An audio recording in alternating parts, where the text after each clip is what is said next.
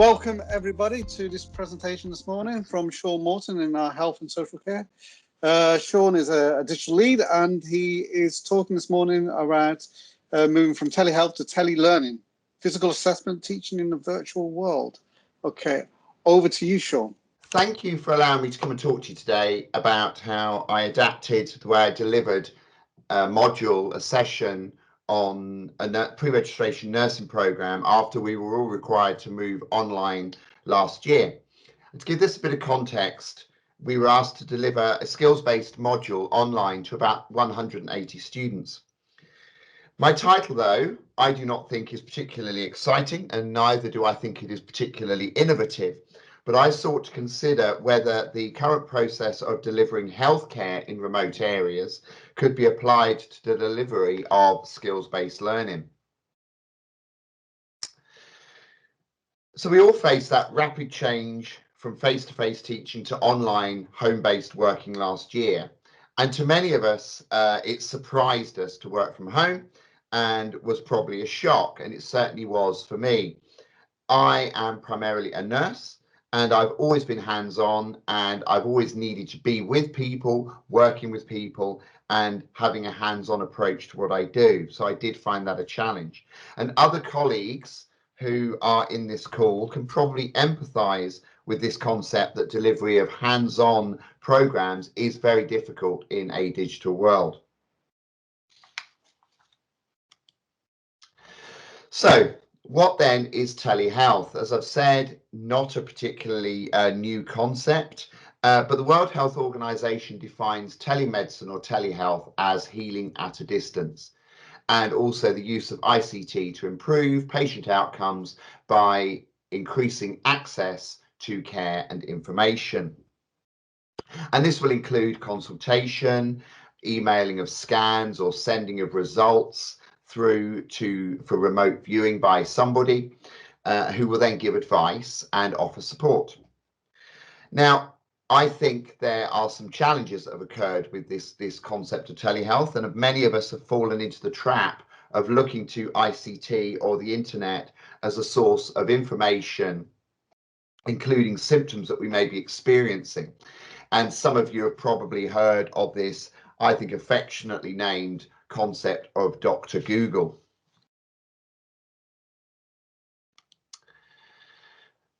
But I do think there are some real good positives of our approaches to telehealth or remote healthcare or the use of ICT to access resources. And I think we've noticed this, many of us will have noticed this over this last year.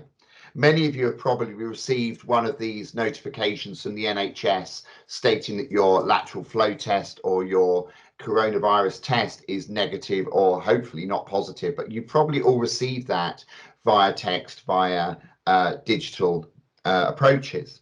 And many of you have probably downloaded the COVID-19 app last year that gave you advice and updates on what the current situation was with regards to COVID. So many of us have actually already related to and have accessed this sort of remote or sort of distant approach to how healthcare is delivered.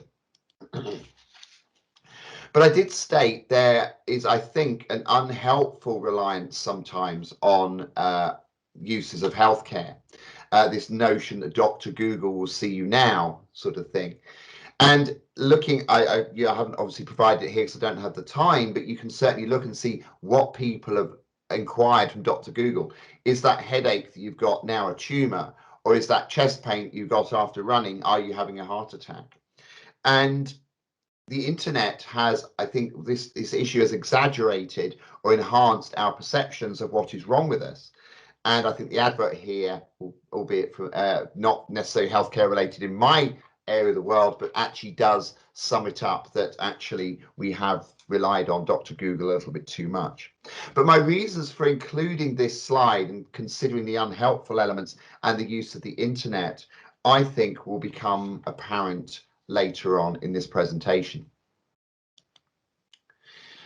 So it could be argued then that skills such as checking pulses and blood pressures or listening to a person's chest are not skills that can be taught remotely, as they require location of landmarks and an understanding of the equipment that's needed and a great deal of dexterity.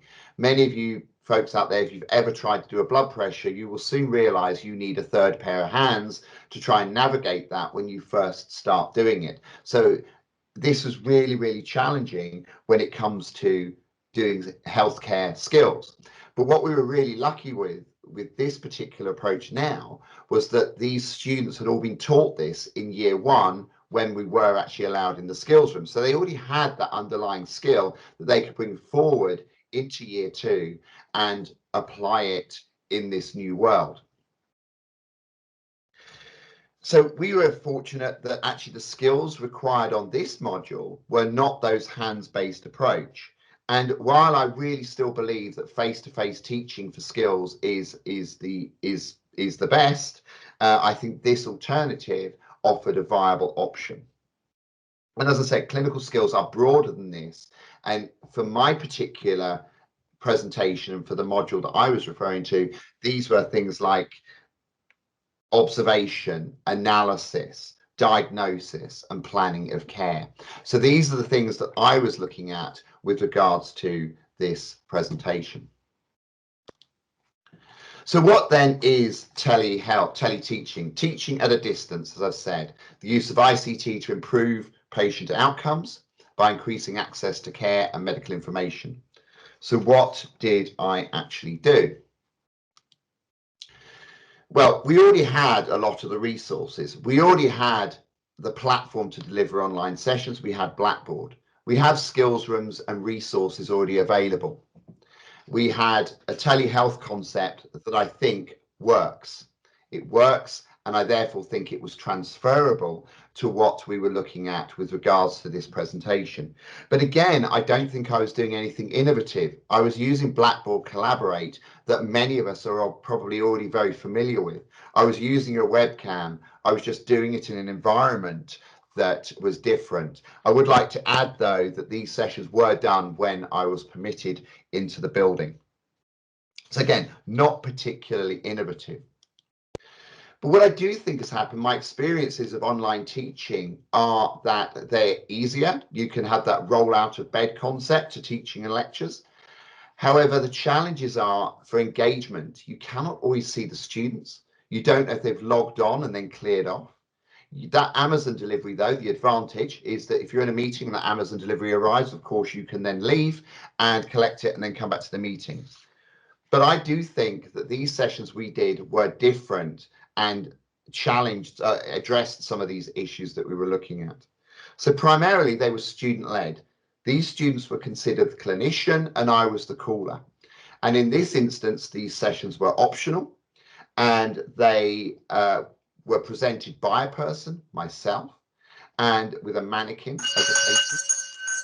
And it was a systematic assessment of a prescribed approach that they'd already undertaken to give a suitable plan of care for this patient moving forward.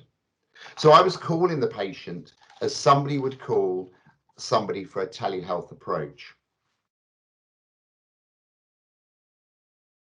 But many of you will certainly have experienced this in your teaching, those awkward silences, those tumbleweed moments.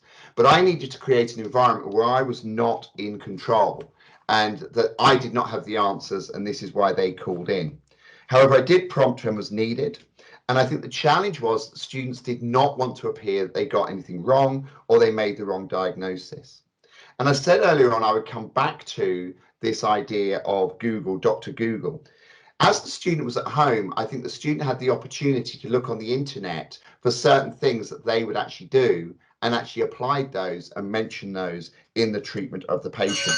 So I think it was really, really helpful in that respect. However, after a while, the students got used to it. Engagement increased. I went from a couple to up to 80. And the process wasn't ideal, but actually the students did feel more prepared. I considered this a pilot, and students eventually felt comfortable with giving information because they had that level of anonymity and actually were able to treat this patient effectively. So as I said at the beginning, this was not a particularly new concept. Telehealth has been around for years, and today's conference is about how we've adapted over this last year. And I simply took an already existing concept and adapted it for clinical skills teaching. So thank you very much. If you've got any questions. Thank you, Sean. That's really Thank you. interesting. Is there any questions from the group? And I appreciate some people have joined us halfway through, so please feel free to ask any questions in the chat that you may have. But whilst you're contemplating that, Sean, I'd just like to ask, one of the common questions that gets raised is thinking about what student expectations will be. Now, given that you've done this, do you see any challenges about what do we do going forward? I mean, does this offer new opportunities that you can actually broaden, or do you think that there's really we need to scale back and think about the more traditional approaches going forward?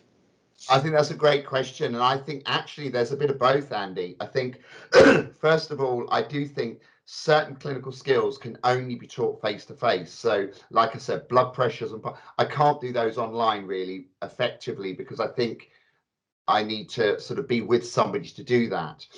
So I think that won't ever go.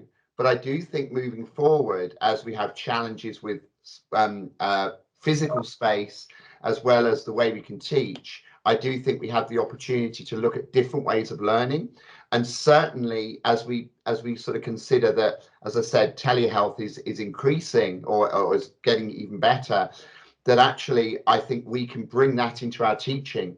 So actually we sort of have that approach now that we can actually teach stuff online that actually mirrors probably what's going on in the real world as well.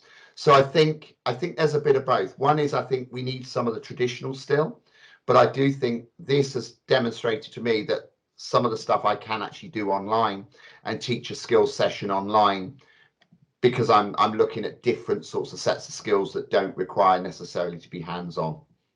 Yeah, that's interesting. So Sally's asked a very practical question. Were these one-to-one sessions? And if so, with 80 students, was that a huge time commitment or an additional time commitment? Right. Well, thank you for that, Sally. These sessions were entirely optional for the student, so they weren't required for them to turn up.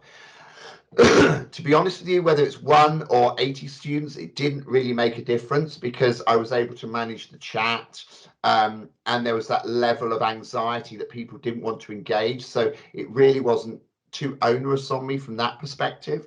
But I do think moving forward, if this becomes embedded, then maybe maybe managing a group of 80 students will become too difficult. So all that would happen there is that this is the nice thing is this is replicable. It doesn't require students to come in. I could just do one session after another and have it for smaller groups of people. So in that respect, I don't think it didn't really, albeit it was optional, it was extra time on my behalf. It wasn't workloaded in for me. But actually, if it's managed into that, I do think it's easily managed. It's no different, I think, to really managing an online resource, an online collaborate session with, for another program. I don't think it's any different. I hope that's answered that. A bit waffly. Thank you. No, that's great. I just want to say thank you to you, Sean, at this point. I appreciate the room is still available for those who want to carry on having a chat with Sean if there's any additional questions. But I do want to point out that the next session at 11:05 in stream 2, improved engagement in online peer review activities, is about to begin, and we will be back in this stream at 11:15 to look at lessons from the digital chalk phase.